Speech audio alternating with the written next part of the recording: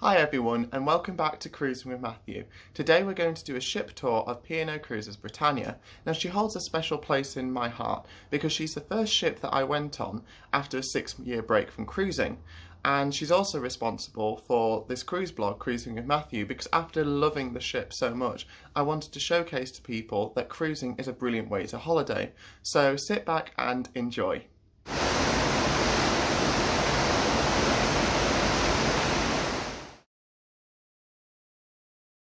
Britannia is the current flagship of the P&O Cruises fleet and is the largest, weighing in at 143,000 tonnes and being able to carry 3,600 guests, 1,300 crew and being 18 decks tall.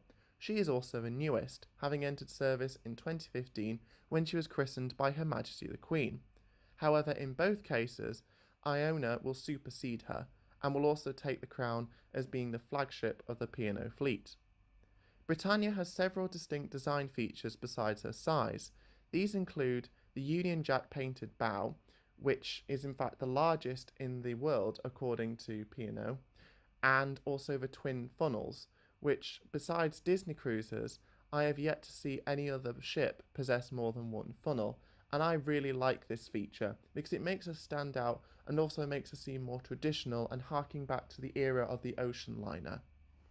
Britannia is a large ship though, and you can't escape that fact. However, because of her size, you are able to put a lot of facilities within her, and I think she is a fantastic ship, and hopefully after this video you will too.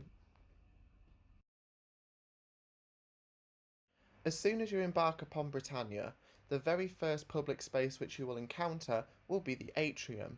Now this is the hub of the ship, and where special events such as the Captain's Gala party are held. And within the centre of it is a dominating sculpture known as the Starburst, which spans all 3 decks. On the very top deck there is also a coffee bar known as Java, which sells Costa coffee at a price very similar to that of a land Costa. And on the bottom floor you also have the Market Cafe, which sells extra charge cakes and treats made by Eric Lanyard. You also have surrounding the atrium a series of shops ranging from jewellers which feature known brands such as Swarovski or Pandora. You also have a souvenir shop which will sell branded P&O and Britannia goods from the likes of teddy bears to chocolates to ship models, and you also have shops featuring Barber, Jules and Radley. And these are all at duty-free prices when the ship is out of port, so it's often very popular, especially on the last few days when they have some deals on.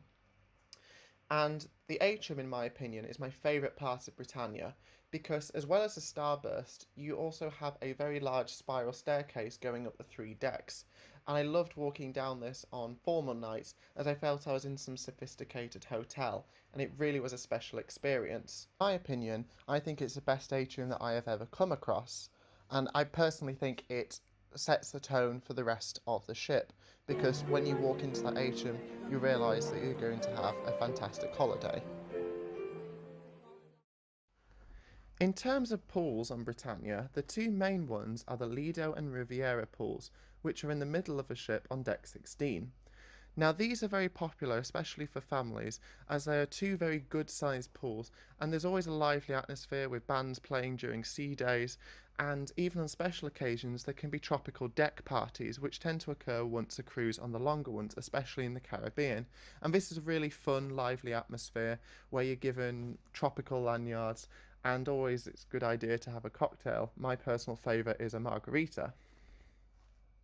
If that isn't your thing, you can always move forward to the adults only Serenity Pool.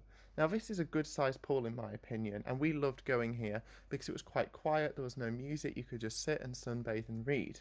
And moving even further forward from this is the Retreat. Now the Retreat has 2 personal whirlpools, and although it's important to note that it is extra cost, but the sunbeds did look very inviting. Moving all the way to the back of the ship, there is the terrace pool, which acts more of a dip pool than anything else, although I can imagine it's very nice to sit there after a long day of sunbathing and cool off, and also you'd get fantastic views of the wake. In terms of sun loungers, we were on a Strictly cruise and the ship was full to capacity and I never had any issues getting a sunbed. A personal tip would be that if the main pools look busy, always look around the funnel area as they put lots of sunbeds out there, but people don't tend to use them. And if it's windy, especially if you're going through the Bay Biscay or crossing through to the Mediterranean, the funnels tend to block the wind as well.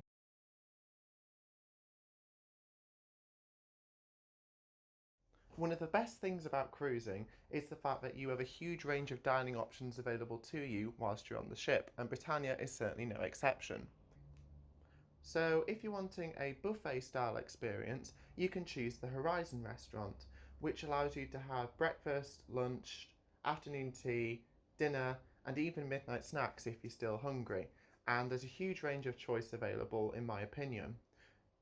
If you're wanting a more formal dining experience, then you can choose the main dining rooms, and this allows you to have breakfast, lunch, afternoon tea, and dinner in a more formal setting set by waiters who work so hard for you and give you such a good level of service. I can't understate how hard they work for you. Dining in the evening works through either freedom dining, where between 6:30 and 9 o'clock you can turn up at any time and request a table.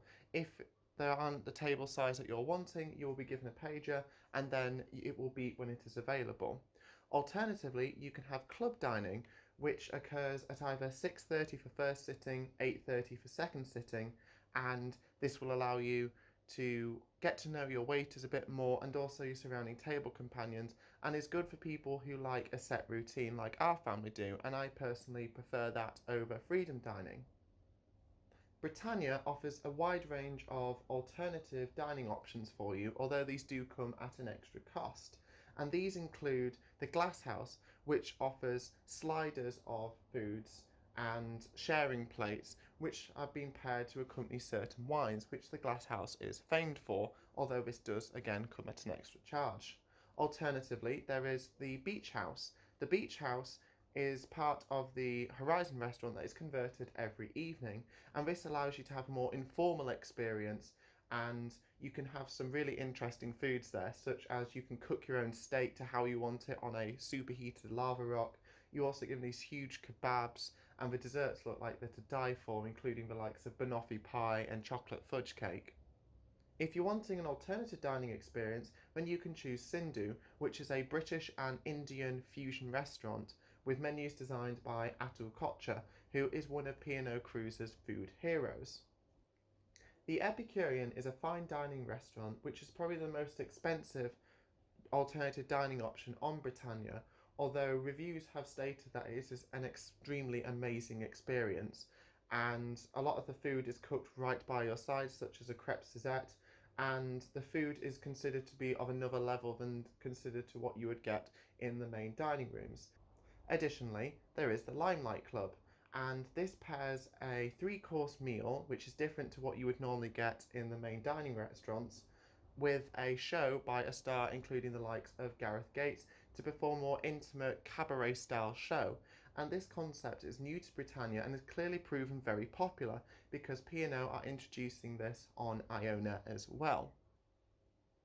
As you can see, there is a huge range of dining options available to you to suit every taste and every budget. However, there is no pressure to try any of these alternative restaurants, and you can quite happily enjoy your cruise by going to places like the buffet and also the main dining rooms. That's what I did, and I absolutely love the food. One thing I can say though is that the waiters would go above and beyond what is required so that you can have a brilliant experience. And the waiters work so hard, but they're such lovely people, so you will definitely be treated well. And one thing is for certain, you certainly won't go hungry on Britannia.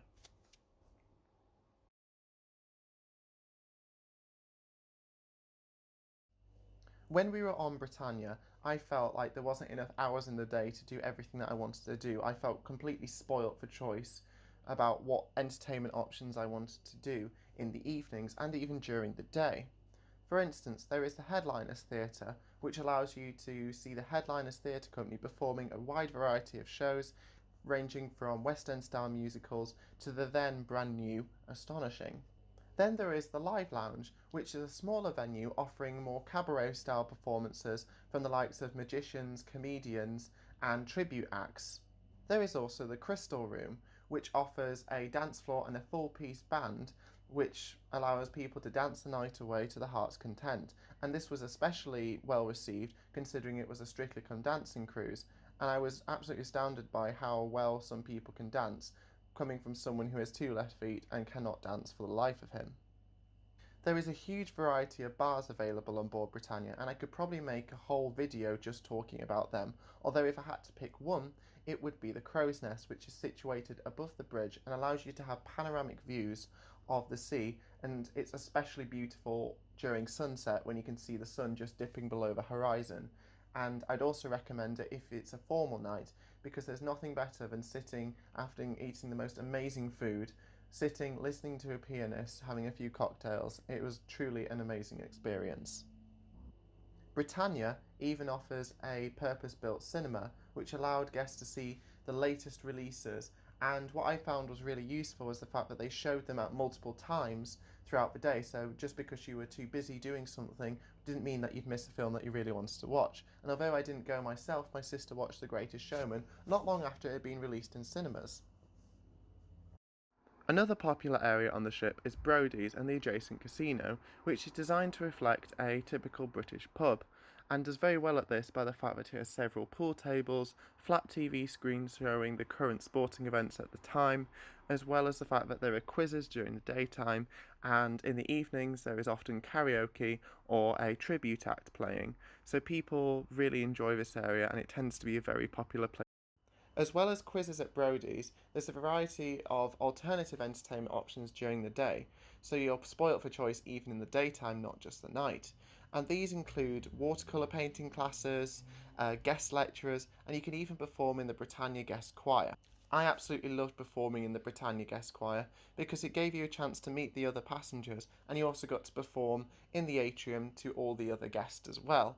And it was something a little bit different, and we all had a lot of fun, and we couldn't stop laughing all the way through it. Yeah. And one thing is for certain, no matter how many sea days you have on Britannia, you certainly will never be bored.